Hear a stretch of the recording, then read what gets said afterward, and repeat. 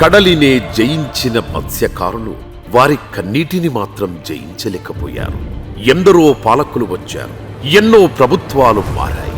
మత్స్యకారుల జీవితాలను ఓట్లతో లెక్కేశారే తప్ప ఆ బతుకులకు బాసటగా నిలిచింది మాత్రం ఒక్క జగన్ మాత్రమే.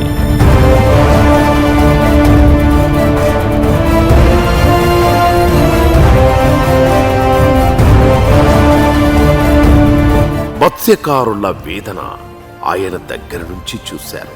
జాలర్ల కష్టాలు చూసి చలించిపోయారు. వారికి నేనున్నానంటూ భరోసా ఇచ్చారు. ఆ ఆలోచనల్లోంచి వచ్చిందే ఫిషింగ్ హార్బర్. దేశమే కాదు, ప్రపంచమే ఏపీ వైపు చూసే స్థాయిలో ఫిషింగ్ హార్బర్ల నిర్మాణం చేపట్టింది అప్పటి జగన్ సర్కార్.